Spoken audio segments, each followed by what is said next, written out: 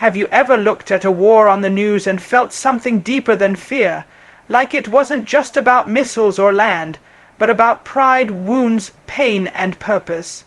Could it be that what's happening between Iran and Israel is not just prophecy unfolding, but a mirror showing us what's happening inside our own hearts? Before you watch this video, pause it for just 5 seconds, and answer this simple question: what do I really fear losing the most? Take a deep breath, ask yourself, don't overthink it, just answer, now press play, because today we're diving into a war that's louder than bombs, the war within you. What this conflict exposes about the human soul will challenge your mindset, your faith, and your future. This isn't politics, this is prophecy, and it's personal. If this message speaks to you, don't forget to like, subscribe, and share it with someone else who's searching for truth in the middle of global noise. Let's go deeper. We often look at war as a geopolitical issue, something that happens between governments on distant maps with missiles, drones, and angry speeches. But what if I told you that the wars we see with our eyes are mirrors of the wars we can't see, the ones raging within the human soul? The war between Iran and Israel is not just political, it is psychological. It is emotional, and it is deeply spiritual. You see, every external conflict starts as an internal conflict. Before a missile is launched, a decision is made. Before a decision is made, a belief is formed. And before a belief is formed, an identity is shaped. Every war you witness on earth is birthed in the unseen chambers of the human heart. Let's go back to the beginning of time. When Cain murdered Abel, there were no borders, no flags, no weapons of mass destruction. Just a brother, an offering, and jealousy. It wasn't a war between nations, it was a war inside one man's soul. But what started as personal envy ended in bloodshed. The very first murder wasn't about politics. It was about identity, acceptance, and rejection. That's what we're still dealing with today. Iran and Israel carry ancient pain. This is not merely about land or resources, it's about memory, history, and wounds that have festered across centuries. But here's the truth: pain unhealed becomes war uncontrolled. The human soul cannot harbor bitterness forever without it leaking into action. Most people don't realize this, but Isaiah 2:4 says, "He shall judge between the nations, and shall decide disputes for many peoples, and they shall beat their swords into plowshares." You see, real peace begins in the heart long before it's established in policy. When swords become plowshares, weapons become tools, and hostility becomes healing that doesn't happen through a ceasefire. It happens through transformation. Let's bring this closer to home. Have you ever had a fight with someone that had nothing to do with them? Maybe you snapped at your spouse, yelled at your child, or avoided your friend not because they did something wrong, but because you were in conflict within yourself. That's how nations behave too. Hurt people, and hurt nations wound entire generations. The war between Iran and Israel is serious, tragic, and historic, but it is also a divine mirror. It shows us what happens when we don't deal with our internal pain. When we don't resolve the bitterness in our soul, it escalates. What starts in private becomes public. What begins in the heart spills into history. This is why personal healing is not optional, it's strategic warfare. If you want to stop the wars outside, you must start with the war within. You must ask yourself, what is unresolved in my own spirit? What generational hatred have I inherited? What part of me is still fighting to be seen, heard, or avenged? Until nations and individuals are willing to confront their own soul wounds, we will keep watching bombs fall on cities, while hearts remain broken in silence. Let me give you a real life example. In 1994, after the genocide in Rwanda, thousands of families were left in ruins. But one of the most powerful movements that arose wasn't military, it was forgiveness. In small villages, survivors and perpetrators sat across from each other, sharing stories, weeping, and offering apologies. Why? Because the people realized that war begins when humanity ends, and healing begins when humility returns. Iran and Israel may never sit in a village circle, but the same truth applies. Without the healing of the soul, we cannot stop the shedding of blood. So today, as you watch the headlines, don't just react with fear, judgment, or anger. Reflect. The war outside is calling you to deal with the war inside. You may not hold a weapon, but you hold words.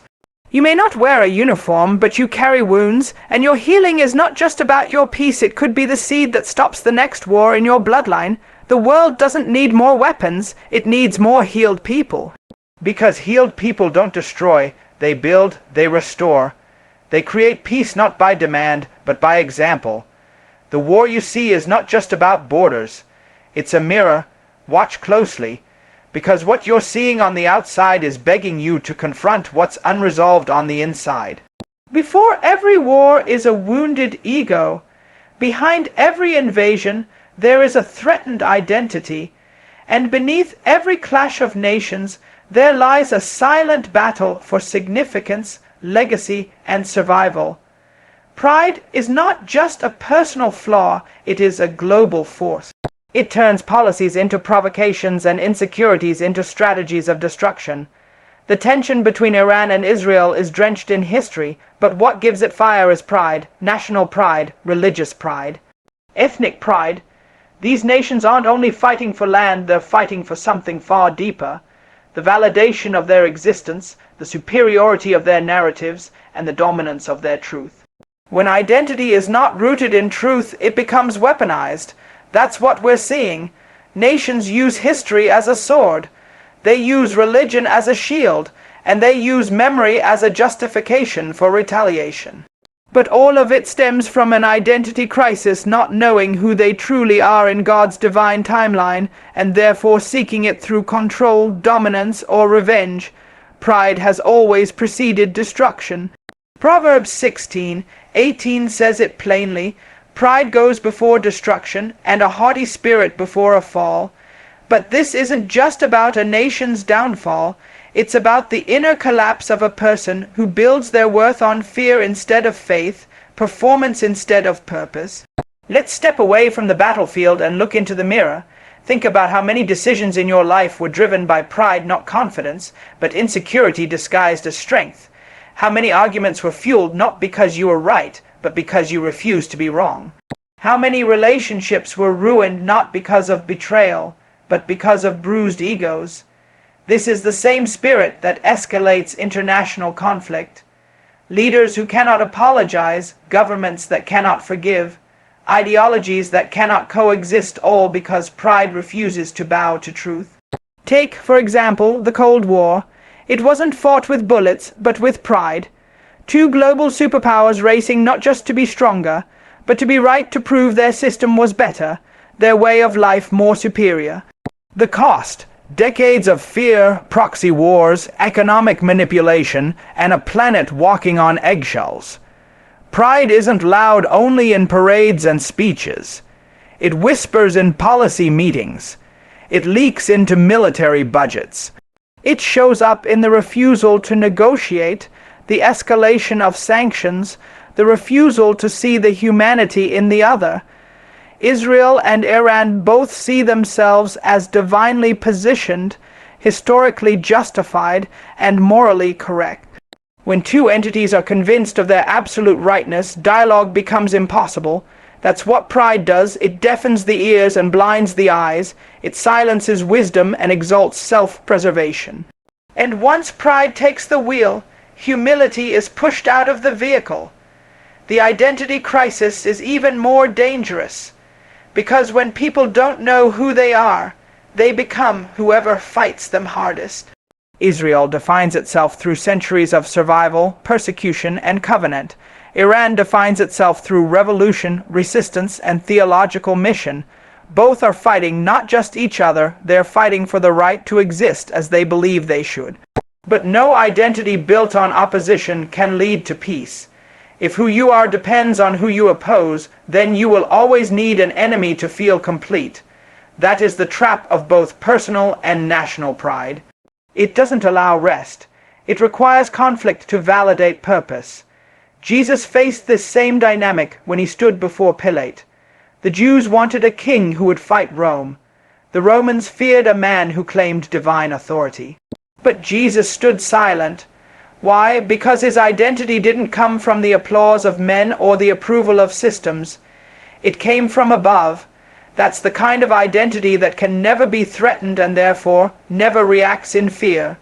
Until nations and individuals build their identity from God's perspective, they will keep building weapons to protect what they don't even understand about themselves. Pride protects false identity. But truth doesn't need protection. It stands on its own. The lesson from this war is simple but sharp. What we see in the missiles is what we often ignore in the mirror: a fear of being forgotten, a need to be right, a hunger to be first. These are not just national emotions, they are human ones, and they will drive us to war unless we are healed by truth and rooted in real identity. Nations fall when leaders forget who they are. And people fall when they build their worth on unstable ground. The greatest war is not for land, it is for identity. And if we lose that war within, it won't matter what we win outside. Wars are never fought only on battlefields. They are fought in the minds of people, shaped by images, headlines, sound bites, and historical narratives. What we perceive becomes what we believe, and what we believe influences how we respond. The Iran-Israel conflict teaches us that perception is often more dangerous than reality because perception determines response. In every conflict, there are three sides: Iran's story, Israel's story, and the truth that lives somewhere in between, often hidden, inconvenient, and uncomfortable. But here's the critical part. People don't respond to truth, they respond to their perception of truth, and the same principle applies not only to geopolitics, but to personal life. In this war, perception shapes policy. Iran views itself as a defender of Islamic integrity and resistance against Western influence. Israel sees itself as a beacon of democracy in a volatile region, with historical and divine rights to its land. Both narratives are deep, both are emotional, both have decades, even centuries of justification behind them, but both are limited because no nation sees itself the way others see it. This is why discernment is more powerful than information. You can be informed and still misled. You can know history and still be blind to humanity. You can study politics and still miss the heart of God. That's the danger of shallow perception. It causes us to form opinions without understanding. It pushes us to pick sides when God is asking us to intercede, not react. Now bring that mirror to your own life. How many times have you reacted not to what was real, but to what you thought was real? A look you misunderstood, a word that triggered your past, a silence you misread as rejection. Most conflicts in marriages, families, churches, and friendships don't come from facts, they come from faulty perception. There's a verse in Isaiah 11:3 that says of the Messiah, "He shall not judge by what his eyes see, or decide disputes by what his ears hear." That's a prophetic picture of leadership that doesn't depend on surface-level evidence. It discerns beneath the noise, it understands motives, spirit, and truth. That's the kind of perception missing in today's world and in this war. One wrong perception can justify decades of pain. Just look at how some nations perceive each other. One sees the other as a threat. The other sees that as justification for preemptive aggression. The cycle repeats, the trauma deepens. The next generation inherits the bias, not even realizing it's been passed down like a family heirloom. Let me tell you a true story. In 1979, a little Iranian girl named Farah grew up hearing that America was the enemy of her people. Every Friday in school, they would chant political slogans against the West. She grew up with anger in her heart until she moved abroad for her education. There, she met people who treated her with kindness, listened to her story, and respected her beliefs. It shattered her perception. She said later, "I was trained to fear and hate, but truth introduced me to humanity." That's what the world needs, a recalibration of vision. Not just political negotiation, but spiritual restoration. Because until we see right, we won't act right. How many churches have split because of what people thought someone meant instead of what they actually said? How many families broke because someone assumed a betrayal that never existed? How many opportunities have been missed because we judged a person's story based on appearance, accent, race, or background? The war in the Middle East is complex, but its emotional pattern is simple. Perception drives posture, and posture determines peace or war. If I perceive you as a threat, I will guard myself, arm myself, and treat you with suspicion. But if I perceive you as human, as broken like me, wounded like me, loved by God like me, I move differently. I speak differently. I listen differently. The human soul can only find peace when it learns to see not with fear, but with truth, and truth isn't always obvious. It takes time. It takes humility. It takes the Spirit of God to cut through bias, culture, and pain to help us see clearly. You're not called to be a prisoner of your perception. You're called to be transformed by truth. Nations need that. Families need that. Churches need that. You need that. Because peace doesn't begin with treaties. It begins with corrected vision. And the war between Iran and Israel is not just a crisis of territory, it is a crisis of perception. If we can see it for what it is, not just what it appears to be, we take the first step toward the healing the world desperately needs. Every visible war is driven by an invisible general, and that general's name is fear. Behind every missile fired, every strategy planned, every alliance formed, and every wall built is a force more powerful than any army. Fear of extinction, fear of humiliation, fear of losing control, fear of becoming irrelevant. The war between Iran and Israel is not only political or religious. It is psychological, and at the root of it is the deeply embedded fear of being destroyed. Fear has always been the most effective weapon of the enemy. It disguises itself in national security plans, in defense budgets, in political speeches. But underneath all the data and diplomacy, you will find it.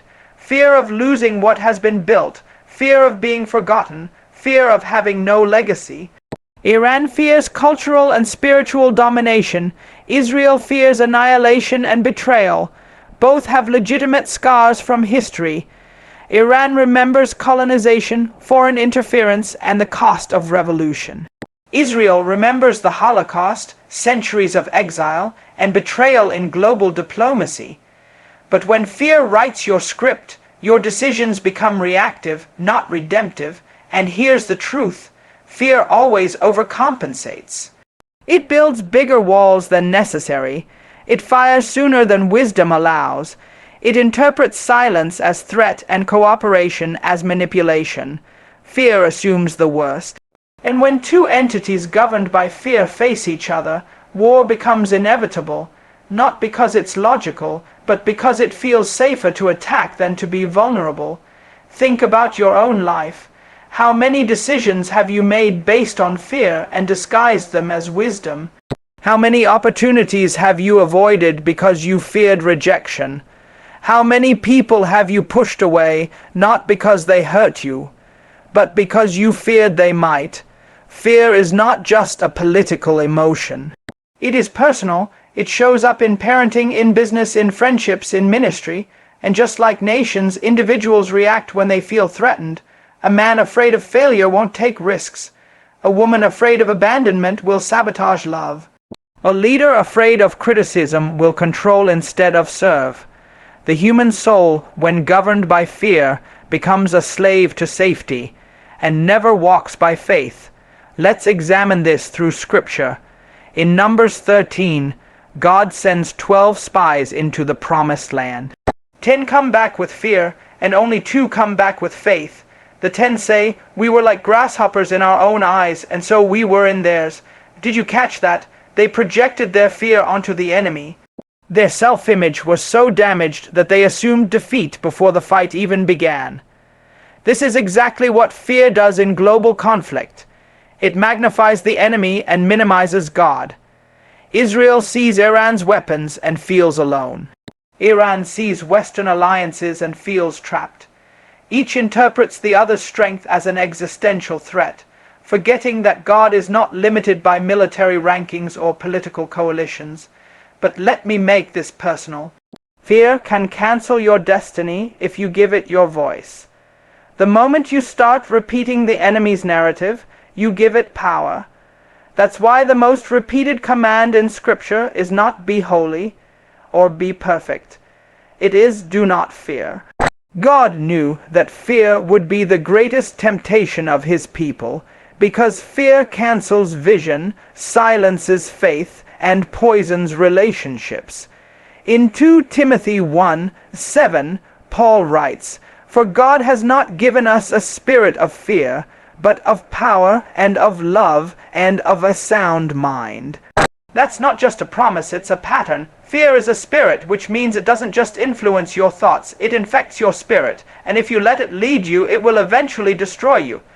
The war we are watching is not only between two nations, it is between two fears. One rooted in past trauma, the other rooted in future uncertainty, and what we fail to see is that when fear governs leaders, people suffer, innocent lives are lost, civilians pay the price for decisions made in the shadows of insecurity. So, what is the antidote to fear? It is perfect love, not emotional love, but divine love, the kind that sees through hate, the kind that forgives 70 times 7, the kind that rebuilds where bombs once fell. You cannot legislate this love. You must embody it, you must live it, and you must speak it even when the world is shouting war. Imagine what would happen if both Iran and Israel paused long enough to let love silence fear. Imagine what could be negotiated, restored, and redeemed. Now imagine your life under that same influence.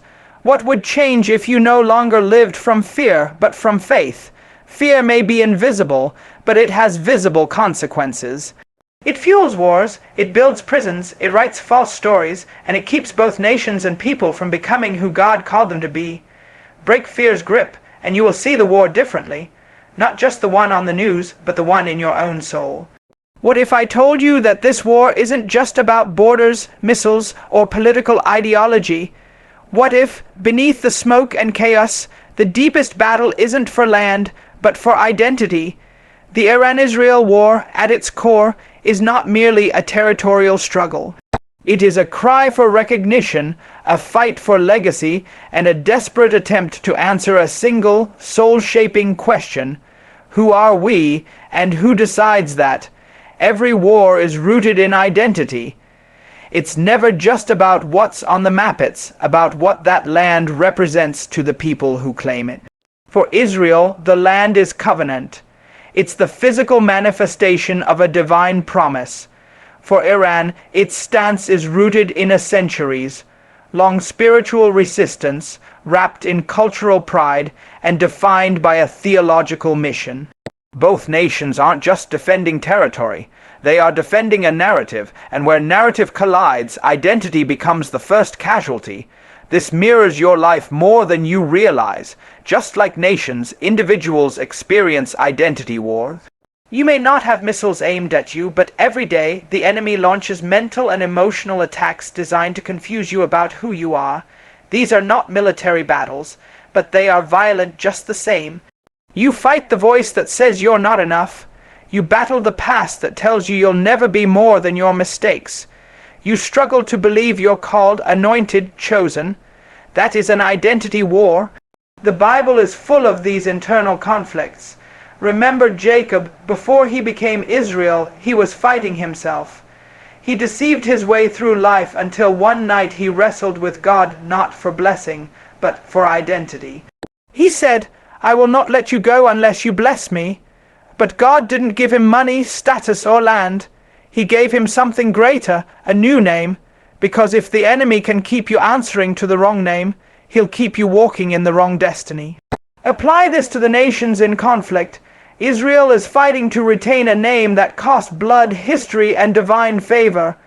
Iran is defending a narrative it believes has been hijacked by foreign ideologies. But here's the tragedy. When identity is shaped by trauma and politics rather than truth and purpose, you will always be at war even in times of peace. And this is the story of countless people today. You're not fighting for stuff. You're fighting for significance. You're fighting to prove you're worthy, valuable, seen, called. And that's why this war is a mirror. because many of us are more like Israel and Iran than we care to admit. Your soul wants to be recognized, it wants to belong, it wants to matter, but the problem is, you're trying to find identity in things that change. Money, relationships, reputation, or political alignment. None of those things can tell you who you are. Only the one who made you has the authority to define you. That's why Satan's number one strategy isn't to destroy your body. It's to confuse your identity. Look at Jesus' temptation in the wilderness. Satan didn't say, "Turn this stone into bread because you're hungry." He said, "If you are the Son of God." He was attacking identity. Why? Because if you ever forget who you are, you'll settle for less than what's yours. We see this happening globally and personally. Nations are losing themselves in narratives crafted by media, history, and power. Individuals are building entire lives trying to prove a worth that should have been received in the presence of God. So we compete, we compare, we perform, all in the name of relevance. But here's the hard truth. Performance is the enemy of identity. Because as long as you have to do something to prove who you are, you don't really know who you are. Identity is not earned, it is inherited. It is spoken by the Father over the Son, even before he did one miracle. "This is my beloved Son in whom I am well pleased." That's identity, not based on results, but on relationship. And until nations and people heal the wounds of identity, there will always be war. Not always with bombs, but with bitterness. Not always with invasions, but with insecurity. Because when you don't know who you are, you will always need someone else to lose in order for you to win. That is not the kingdom way. The kingdom says you are a royal priesthood, a holy nation. You don't need man's approval to validate what God already confirmed. You don't need cultural applause to believe you're called. And you don't need to fight for worth. You were formed with it. So the war you see on your screen is not just between Iran and Israel. It's a prophetic picture of the battle in the human heart. The fight to believe we matter, the desire to be seen, the need to be named by something greater than pain or politics. Heal identity, and you heal nations. Speak truth over your name, and you silence the war within.